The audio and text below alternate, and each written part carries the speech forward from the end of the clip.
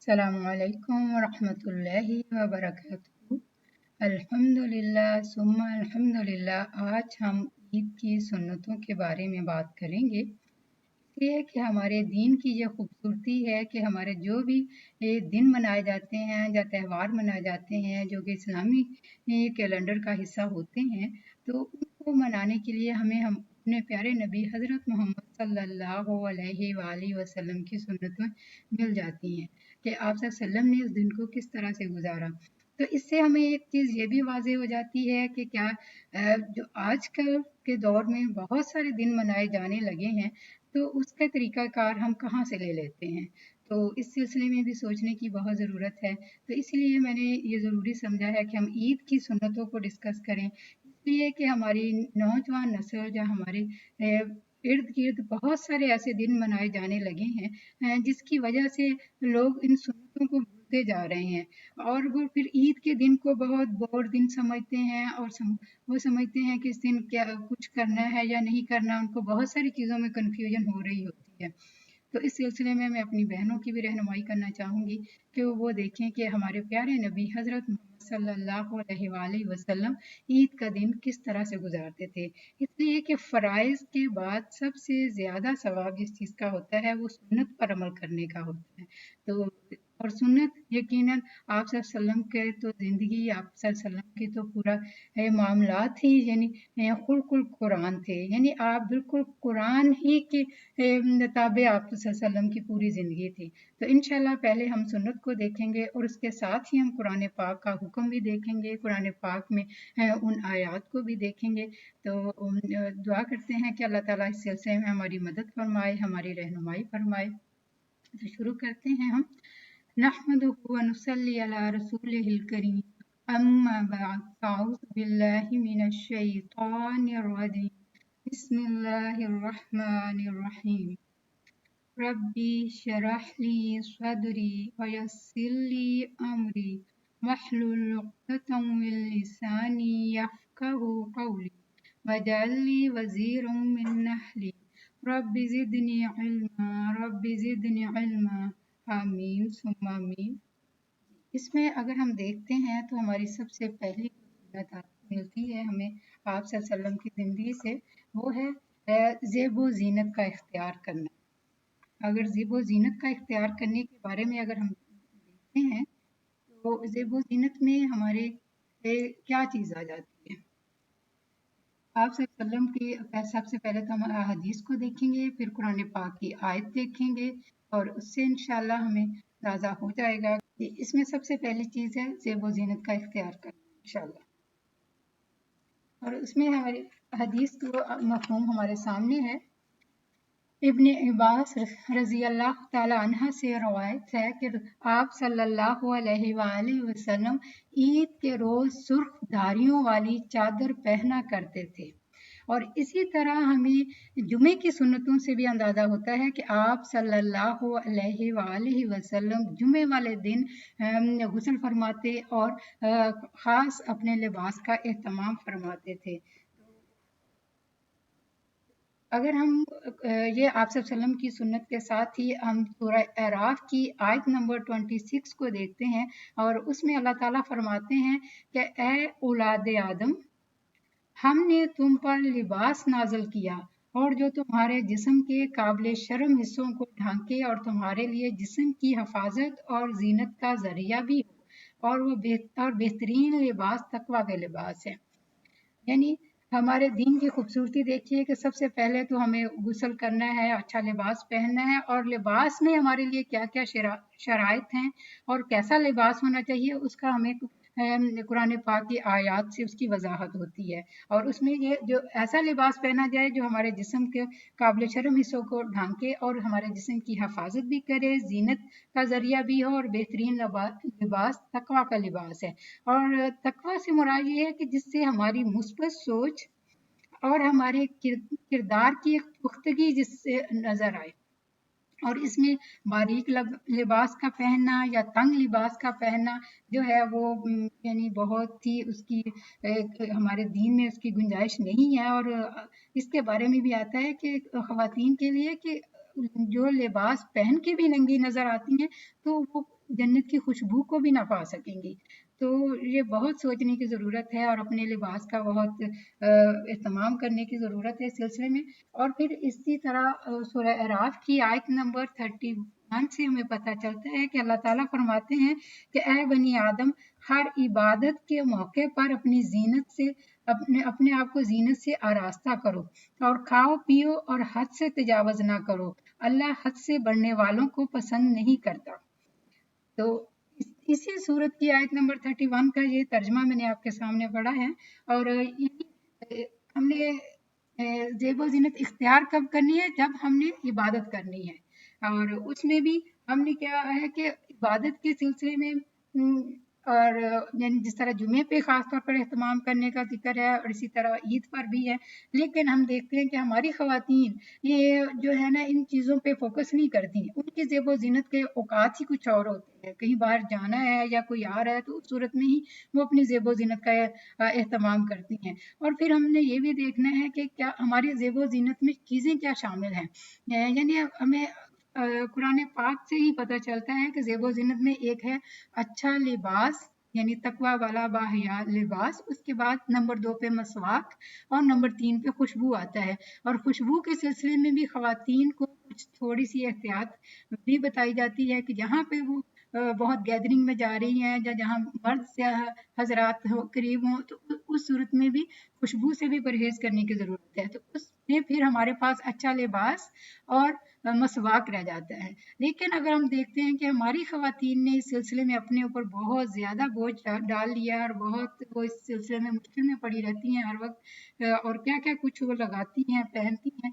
तो इस सिलसिले में भी तवज्जो दिलाने की ज़रूरत इसलिए है कि हम जो अपना माल या अपना वक्त या अपना सलाहियतें जो हम इन चीज़ों पे खर्च करते हैं जिसकी कि ज़रूरत नहीं है, जो कि हमारे दीन का हिस्सा भी नहीं है और जस्ट हम अपनी ख्वाहिशात को पूरा करने के लिए लगाते हैं, तो इस पे गौर इसलिए करना ज़रूरी भी है कि हम क़यामत वाले 5 सवालों का जवाब हमारे ज़हन में हो कि क़यामत वाले दिन तो अल्लाह ताला पूछेंगे कि आपका वक्त किन कामों में गुजरा, आप ख़ास तौर पर इख्तियार का वक्त किन कामों में गुजारा।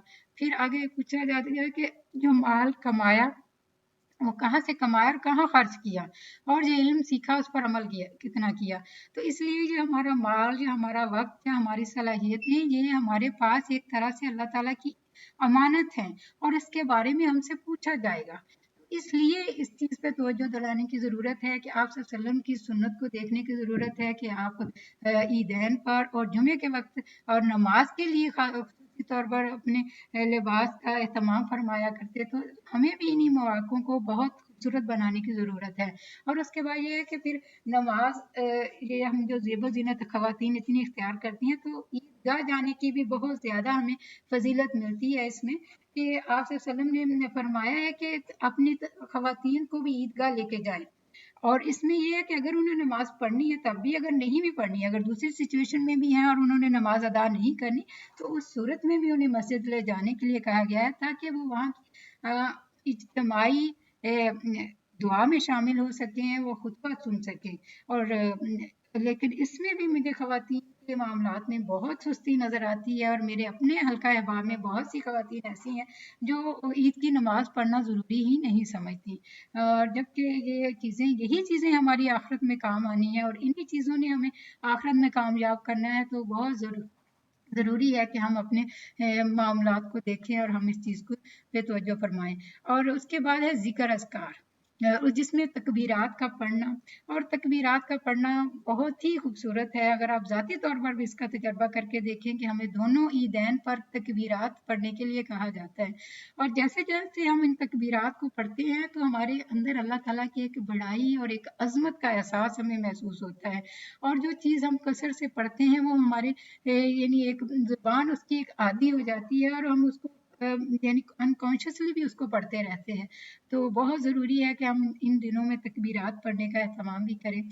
और जैसे कि ईद उल फितर पर हम फतराना अदा करते हैं, और जो कि हमारा सदका ही होता है एक तरह से, कि अगर कोई इबादत में कमी कोताही रह गई है तो अल्लाह ताला उसको पूरा करे। लेकिन बड़ी ईद की सूरत में या कुर्बानी वाली ईद पर हम यानी कुर्बानी का एहतमाम करते हैं और उसके गोश्त की तकसीम को बेहतर से बेहतर करने की कोशिश करते हैं। और उसका गोश्त की तकसीम का बेहतरीन तो यही है कि उसके 3 हिस्से किया जाए। एक हिस्सा अपने लिए रखा जाए, एक रिश्तेदारों को दिया जाए और एक हिस्सा गरीबों को दिया जाए। तो ये वो चीज़ें हैं जिनको हमें ज़हन में रख के अपनी ईद को बेहतरीन तौर पर गुज़ारने की ज़रूरत है, और फिर बाहम मुलाकात और दुआ। अब देखिए, जब हम एक जगह जमा हो जाते हैं तो वहाँ पर हम बहुत से लोगों से एक वक़्त में मुलाकात कर लेते हैं। जैसे हम ईदगाह में ही जमा होंगे तो हमें हर एक के घर जाने की ज़रूरत नहीं पड़ेगी। तो इसमें भी कितना यानी हमारा वक़्त बचता है, और हम बड़े ही अच्छे तरीके से वहीं हमारी सबसे मुलाकात भी हो जाती है। और ईदैन पे ये भी होता है कि तकबीरात पढ़ते हुए जब हम जाते हैं तो दूसरी सूरत में हमें अपना रास्ता बदल के भी जाना होता है। तो ये मुख्तसर सी सुन्नतें थी, और जिनको मैं अपनी बहनों के सामने रखना चाह रही थी। और इनसे सबसे मकसद ये है कि हम अपनी इबादत को बेहतर कर सकें, हम अपने फ़राइज़ को बेहतर कर सकें। और हमारे इस चैनल का मकसद, हिकमत कुरान बराए ख़वातीन का मकसद ही ये है कि हम अपनी ख़वातीन की बेहतरीन रहनुमाई करें कुरान और सुन्नत की रोशनी में। और इसलिए कि ताकि हम अपने मामलात को दुरुस्त कर सकें ना। ये सुन्नतों में हमारी एक सुन्नत मीठा खा के जाने की भी है। और इस सिलसिले में भी हम लोग बहुत कंफ्यूज हुए रहते हैं कि मीठा खा के जाना है या आके मीठा खाना है। भाई, जो ईद उल फितर है उसको हम मीठी ईद भी कहते हैं। तो उस मौके पर आप सल्लल्लाहु अलैहि वसल्लम ताक अदद में खजूरें खा के जाते थे। और जो कुर्बानी वाली ईद है उस पर हमें नमा नमाज अदा करने के बाद भी हम खा सकते हैं, लेकिन ज़्यादा अफसल चीज़ ये है कि हम कुर्बानी के गोश्त से यानी इस सुन्नत को पूरा करें। उस सिलसिले में सहाबियात का अमल बहुत ही खूबसूरत है कि वो अपने छोटे बच्चों को भी दूध नहीं पिलाती थी इतने टाइम के लिए।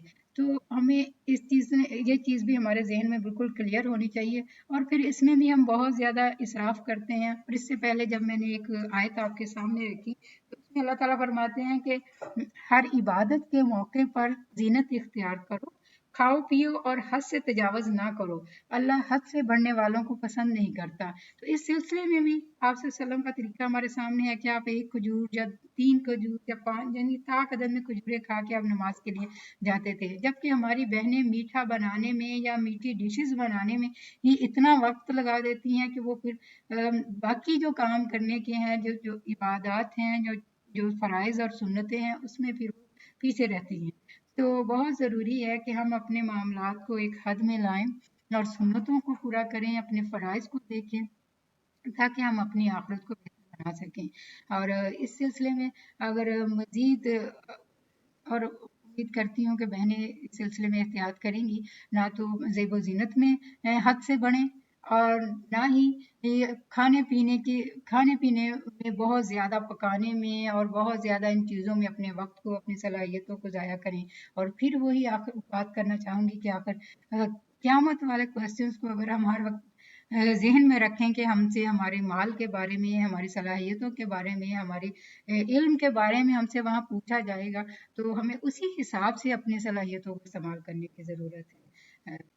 और इस सिलसिले में एक बहुत ही खूबसूरत हदीस आपके साथ शेयर करना चाहूँगी, कि जहाँ हम इस चीज़ पे ज़ोर देते हैं कि हमने अपने फ़राइज़ को पूरा करना है, हमने अपनी सुन्नतों को पूरा करना है, हमने हर काम करते वक़्त अपनी आखिरत को सामने रखना है कि क्या ये चीज़ हमें आखिरत में फ़ायदा देगी या नहीं, और अपने रब की रज़ा को सामने रखना है। तो उस सिलसिले में हमें वही कुरान पाक से हमें पूरी मुकम्मल रहनुमाई मिलती है। आप सल्लल्लाहु अलैहि वसल्लम की हदीस से हमें रहनुमाई मिलती है। तो एक बहुत ही खूबसूरत हदीस कुदसी है कि अल्लाह ताला फरमाते हैं कि ऐ इब्ने आदम, तू करता वो है जो तेरी चाहत है, मगर होता वो है जो मेरी चाहत है। अगर तू वो करे जो मेरी चाहत है तो तुम्हें वो मिलेगा जो तेरी चाहत है। अगर हम चाहते हैं कि आखिरत की में जन्नत को पा सकें, बुलंद दर्जात को पा सकें, तो आज हमें दुनिया में रहते हुए हमें अपने मामलात को दुरुस्त करना होगा। और इसी तरह एक और हदीस हमें मिलती है कि अल्लाह ताला फरमाते हैं कि मैं अपने बंदे पर 2 अमन और 2 खौफ इकट्ठे नहीं करूँगा। यानी अगर एक बंदा दुनिया में रहते हुए अल्लाह से डरते हुए ज़िंदगी गुजारता है, अपने फ़राइज़ को, अपनी सुन्नतों को, अपने मामलात को दुरुस्त करता है, तो वो आखिरत में बेफ़िक्र होगा। लेकिन अगर वो दुनिया में रहते हुए खौफ होकर ज़िंदगी गुजारता है, ना फ़राइज़ की केयर करता है, ना वो अपने मामलात की केयर करता है, तो उसके लिए फिर आखिरत में खौफ होगा। तो इसलिए बेहतर है कि इस मुख्तसर ज़िंदगी में हम अल्लाह से डरते हुए अपने फ़राइज़ को पूरा करते हुए ज़िंदगी गुजारें, ताकि हम आखिरत में अमन में रह सकें। तो इसलिए अल्लाह ताला ने तो हर चीज़ हमारे सामने वाज़ेह कर दी है, और हमारे प्यारे नबी ने हर चीज़ को करके हमें दिखा दिया है। तो बहुत ज़रूरी है कि हम इन चीज़ों से फ़ायदा उठाएँ। जज़ाकल्लाह खैर।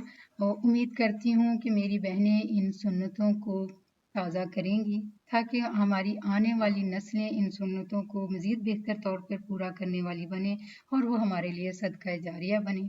और हम एक मुख्तसर सी दुआ कर लेते हैं, और अल्लाह ताला से हम वो सारी भलाइयाँ, सारी रहमतें, सारा फ़ज़ल माँगते हैं जो हमारे प्यारे नबी हज़रत मोहम्मद सल्लल्लाहु अलैहि वसल्लम आपसे मांगा करते थे।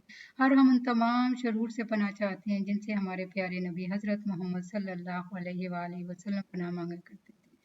रब्बना आतिना फिद दुनिया हसनतम व फिल आखिरति हसनतम व किना अज़ाबन्नार। रब्बना ला तुज़िग़ क़ुलूबना बअद इज़ हदैतना व हब लना मिन लदुनका रहमा इन्नका अंतल वह्हाब। सुब्हान रब्बिका रब्बिल इज़्ज़ति अम्मा यसिफून, सलामुन अलल मुरसलीन, अल्हम्दुलिल्लाहि रब्बिल आलमीन। सुब्हानक अल्लाहुम्मा व बिहम्दिका अशहदु अल्ला इलाहा इल्ला अंता अस्तगफिरुका व अतूबु इलैक। अस्सलामु अलैकुम व रहमतुल्लाहि व बरकातुहू।